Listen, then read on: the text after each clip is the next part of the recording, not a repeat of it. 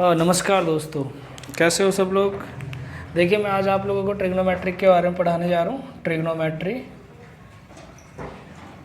ये 10th class के लिए ट्रिग्नोमेट्री बताने जा रहा हूँ मैं। तो 10th क्लास की ट्रिग्नोमेट्री में सबसे पहले आपको क्या पता होना चाहिए? पाइथागोरस थ्योरम पता होना चाहिए। देखिए, ट्रिग्नोमेट्री वैसे आपको पता है कि एक ये ब्रांच है, किस चीज़ की ब्रांच है? Study of triangles. तो ट्राइंगल्स की स्टडी करने की एक ब्रांच है। तो यहाँ पे 10th क्लास में सिर्फ आपको राइट एंगल ट्राइंगल की ही बात करनी है। तो राइट एंगल ट्राइंगल क्या होता है? जिसका एक एंगल 90 डिग्री का हो, वो राइट एंगल ट्राइंगल है। इसके सामने वाली साइड को हम हाइपोटेनियस कहते हैं, हाइपोटेनियस कहते हैं, और हिंदी में इसको कर्ण कहते हैं, कर्ण। ठीक है। और ये हो जाता है हमारा बेस, और ये आधार इसको हिंदी में कहते हैं। और ये हो जाता है परपेंडिकुलर, परपेंडिकुलर, जिसको आप हिंदी में लंब कहते हैं। अब ये चीज़ थोड़ा सा ध्यान रखना है, लंब और आधार ये दोनों क्या हो सकते? चेंज हो सकते हैं। ठीक है, क्या हो सकते हैं? चेंज हो सकते हैं। ये ए एंगल है, ये बी है, और ये सी है। अगर मैं बात करूँ सी एंगल की, अगर मैं बोलूँ कि सी फाइंड करना, तो सी के सामने वाला परपेंडिकुलर होगा। अगर ए को बोलूँ तो ए के ऑपोजिट वाला परपेंडिकुलर हो जाएगा। यहाँ पे ये आपको थोड़ा सा ध्यान रखना है।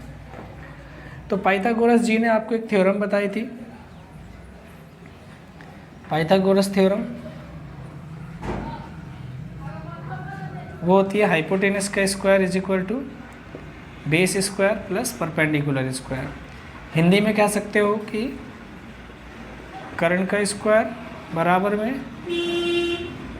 आधार का स्क्वायर प्लस में लंब का स्क्वायर। ठीक है। तो कुछ पाइथागोरियन ट्रिपलेट आपको याद भी रखनी है। जैसे कि अगर मैं यहाँ पे 5 लिखूँ, ये 4 हो जाएगा और ये 3 हो जाएगा। तो 5 4 3 ये पाइथागोरियन ट्रिपलेट है। इससे अगर ऐसा आपको मतलब ये दोनों दे रखा हो तो ये अपने आप आपको फाइंड करना आना चाहिए। अगर ये दोनों दे रखा तो ये अपने आप आपका निकल आना चाहिए। आपको ये याद रखना पड़ेगा। ठीक है। तो पाइथागोरस में आपको ये चीज़ें आपको पता होनी चाहिए।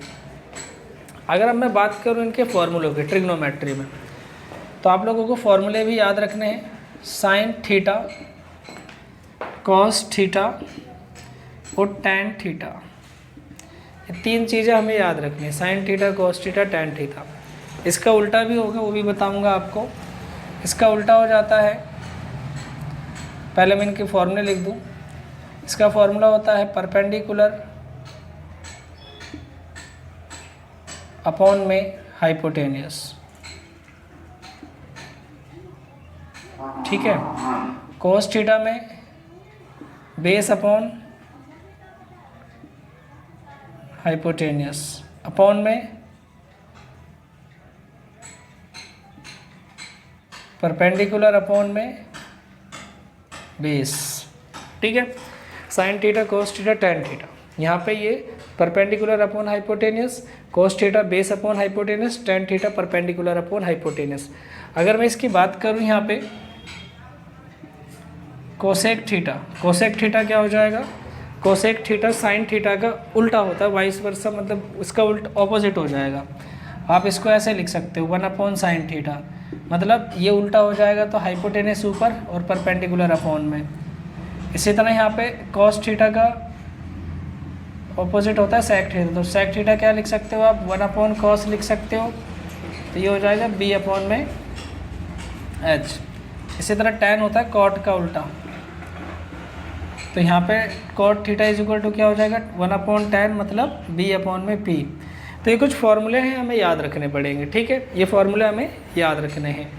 ये ट्रिग्नोमेट्रिक के जो फॉर्मूले आपको याद हो जाएंगे तो आप इनके बेस पे क्वेश्चन कर पाओगे। मैं साथ में एक सारे फॉर्मूले एक साथ आपको लिखवा देता हूँ। ठीक है, चलिए, आपको इतना समझ आ गया, आगे बढ़ते हैं। पहले इनके बेस पे कुछ क्वेश्चन देख लेते हैं। चलिए देखिए, क्वेश्चन करते हैं। मैं क्वेश्चन आपको ऐसे दे देता हूँ, जैसे कि यहाँ पे मैंने लिख दिया sine A is equal to 5 upon में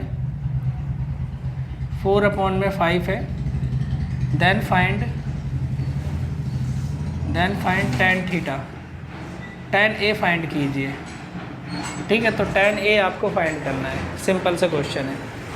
तो आपको देखो, ये अगर ज़्यादा बड़े नंबर में आए तो आपको सॉल्व करना है। छोटे नंबर में आया तो सॉल्व नहीं करना आपको, बस क्या करना है इसमें, छोटे नंबर का मतलब है एमसीक्यूज़ में आया, एमसीक्यूज़ तो आप बड़े आराम से सॉल्व कर लोगे।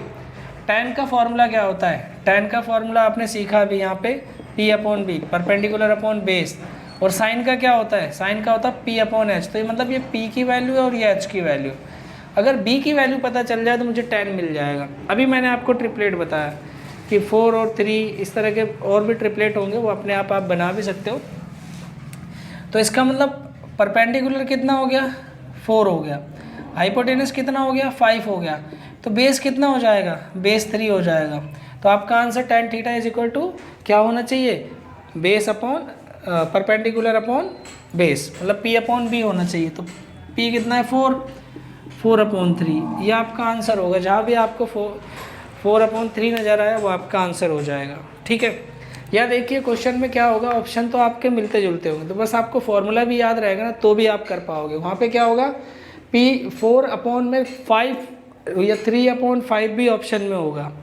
तो जिसमें हाइपोटेनियस होगा उसको चुनना ही नहीं है, क्योंकि हाइपोटेनियस तो होता ही नहीं ना tan में, तो इसमें परपेंडिकुलर अपॉन बेस। ठीक है, इस तरह के क्वेश्चन आप कर सकते हैं। और देखिए मैं इसी बेस पर और क्वेश्चन आपको बता दूं, ये फॉर्मूले आप याद रखिएगा। अगर मैं फॉर्मूले की क्वेश्चन की बात करूं, यहाँ पे ये 3/4 है मेरे पास और पूछा है, बताइए 4 sin A + 1 और 4 sin A -1, ऐसा करके क्वेश्चन, सॉरी यहाँ पे कॉस ले लेते हैं, कॉस है पूछा है, ये क्वेश्चन पूछा है। तो आप कैसे करेंगे इस क्वेश्चन को, बताइए आप कितनी जल्दी इसको सॉल्व कर पाएंगे। देखिए सॉल्व करने की आपको अप्रोच अच्छी लगानी पड़ेगी जिससे आपका पेपर जल्दी सॉल्व हो सके। तो यहाँ पे देखिए साइन, अब मैं अगर बोलूँ कि साइन की वैल्यू निकाल लो तो फिर काफ़ी लंबा प्रोसेस हो जाएगा कि नहीं हो जाएगा। तो सबसे पहले आप क्या करो, ऊपर भी साइन से डिवाइड कर लो, नीचे भी साइन से डिवाइड कर लो, तो ज़्यादा फर्क नहीं पड़ेगा। जैसे ही साइन से डिवाइड करोगे तो यहाँ पे 4 tan A, सॉरी साइन से नहीं, कॉस से डिवाइड करेंगे, कॉस से डिवाइड कर लो तो यहाँ पे आ जाएगा 4 tan A और +1। सेम ऐसे ही 4 tan A -1। अब देखिए ध्यान से, 4 लिखा, 3/4 +1, 4 3/4 -1, देखिए कैंसिल हो गया। तो आपका आंसर क्या हो जाएगा, 4/2, और यहाँ पे डायरेक्ट आपका आंसर मतलब 2 आ जाएगा।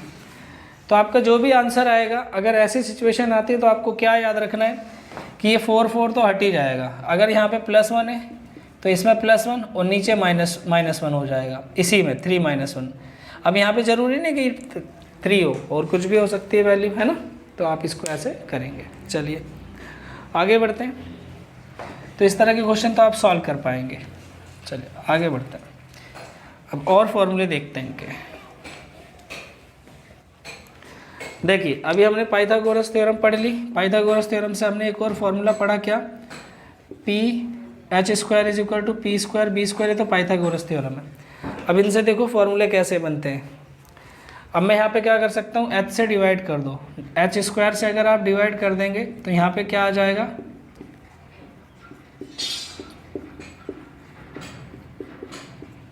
ये तो कट के 1 आ गया। P/H किसका फॉर्मूला था, साइन का, तो यहाँ पे आप क्या लिख सकते हैं, sin²θ। B/H किसका फॉर्मूला था, cos²θ। इसका मतलब ये फार्मूला बन गया आपका sin² + cos²। ठीक है, ये फार्मूला अगर आपको एग्जाम में प्रूफ करने के लिए भी आता है तो आप ऐसे प्रूफ कर सकते हैं। वहाँ पे लिख सकते हैं कि H² प्लस ये hypotenuse by Pythagoras theorem divided by this one, and you can write it. अब इसी फार्मूले से और भी 2 फार्मूले आपके जनरेट हो जाएंगे। क्या, यहाँ पे देखिए sin² है, तो sin² को आप क्या कर दो, डिवाइड कर दो। sin² से आप जब इसमें डिवाइड करेंगे तो यहाँ पे 1/sin² = sin²θ अपॉन में sin²θ, cos²θ अपॉन में sin²θ। तो देखिए 1/sin क्या होता है बच्चों, cos²θ। ये तो कैंसिल होके 1 आ जाएगा, ये आ जाएगा cot²θ। एक ये प्रॉपर्टी आपके पास आ गई। ठीक है, अब देखिए थर्ड और प्रॉपर्टी, ये मैंने सेकंड प्रॉपर्टी बता दिया आपको। थर्ड, इसमें मैंने किससे डिवाइड किया था, साइन से, अब कॉस से डिवाइड कर लूँ। तो जैसे ही कॉस से डिवाइड करोगे तो यहाँ पे 1/cos square plus is equal to sine upon cos क्या हो जाएगा, tan स्क्वायर प्लस कॉस कट जाएगा, तो ये आ जाएगा sec square theta is equal to tan square theta plus 1। ये आ गया हमारा आंसर। ये प्रॉपर्टीज़ हैं, इनके बीच में रिलेशन है। अगर आपको कोई पूछता है साइन और tan के बीच में क्या रिलेशन है, तो आप ये बता सकते हैं, और sec और tan के बीच में, cosec और cot के बीच में, साइन और cos के बीच में।